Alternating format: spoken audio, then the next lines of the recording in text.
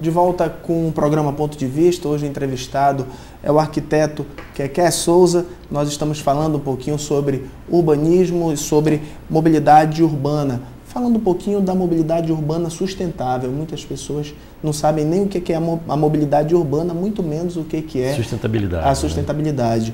Né? O que você acha? Você acha que em Manaus é cabível esse tipo de trabalho? Olha, creio que, dependendo da vontade política, a coisa vai fluir. Porque depende também da comunidade. A gente não ajuda, né? Nós temos uma passarela em plena de João Batista e as pessoas atravessam por baixo. Né? Então, eu acredito que o sistema tem que funcionar como um todo. Há necessidade de uma reeducação, na verdade, de todo mundo. Para emagrecer, você tem que fazer uma reeducação alimentar e para andar no trânsito tem que fazer uma reeducação total.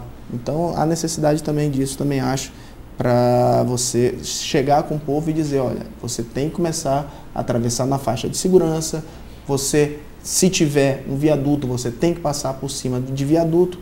Agora, falando nessa situação dos viadutos da nossa cidade, temos o Shopping Manauara e temos o Shopping Plaza.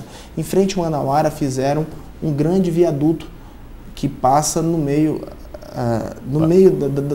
da rua principal.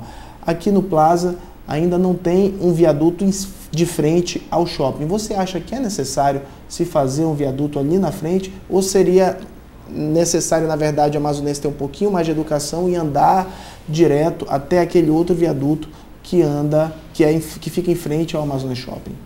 Eu creio que os locais comerciais deveriam ser de sua responsabilidade o acesso dos seus clientes até os locais. A primeira coisa que se vê em Manaus é que se monta um comércio e se faz um retorno bem na porta dele e causando um caos.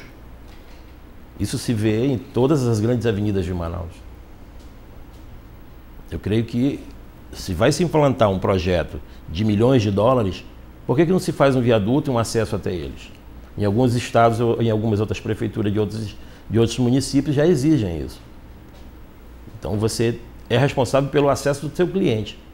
Não, fica a cargo da prefeitura fazer uma passarela em determinados locais, criando alguns problemas de benefícios de A, de B e de C. Então você tem que analisar cada caso como um caso. Falando um pouquinho de plano diretor, você acha que o nosso plano diretor aqui no Amazonas ele é obedecido? Bem, ele não é tanto que eu te falei a respeito das áreas não edificantes que foram ocupadas. Na de João Batista a gente verifica, é claro, evidente, não se tem recuo viário.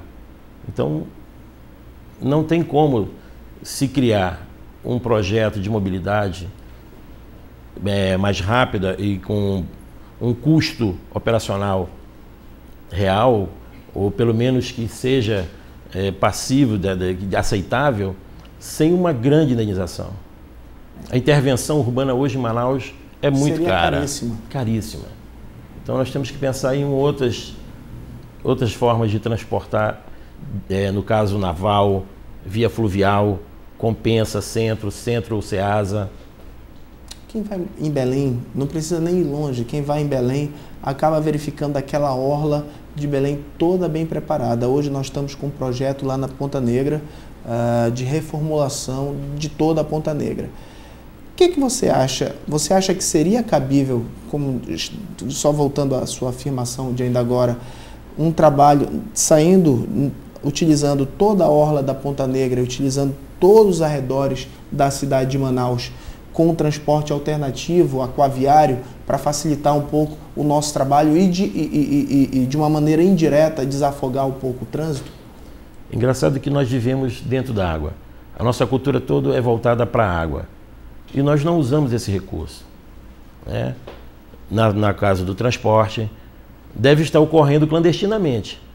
Porque algumas pessoas trabalham no distrito e residem lá no Tarumã. Né? Então a gente não tem dados, pesquisa que existe esse transporte. Alguém já deve estar usando esse transporte. É questão de investimento. Nós temos tecnologias hoje. Hoje nós temos tecnologias entre ligação de Manaus, Parintins, que são os ajatos, né? Esses barcos são executados em Manaus. Por que não usar essa tecnologia?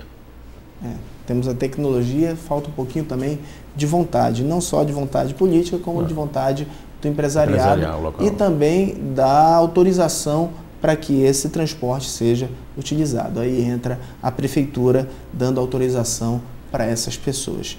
Falando um pouquinho também, falamos de mobilidade urbana, vamos falar um pouquinho de ciclismo. Aqui no Amazonas não existe, na verdade, de fato, uma pista de ciclismo.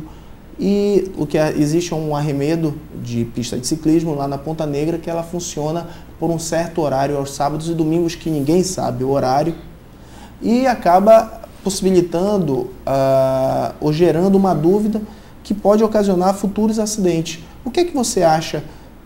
Qual seria a saída para o Amazonas utilizar, criar, na verdade, de fato, essas pistas de ciclismo em lugares corretos, já que em Manaus não se existe nem pista, mas se tem a cultura de quem anda de bicicleta?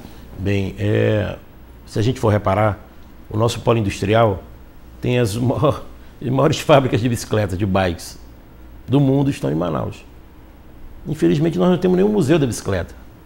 Eu já propus na época para Calói, infelizmente houve alguns problemas, não foi criada. Tem uma área, acho que até destinada, né, a isso.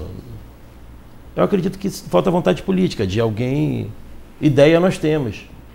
Nós não temos nenhum museu da bicicleta e nós temos um polo industrial que exporta milhões de bicicletas, produz não sei quanto de bicicleta no Brasil.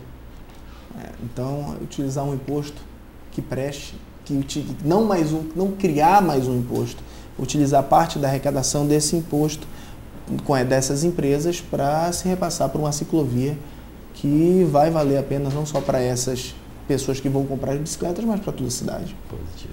Vou fazer agora só um pequeno intervalo e volto já com o programa Ponto de Vista.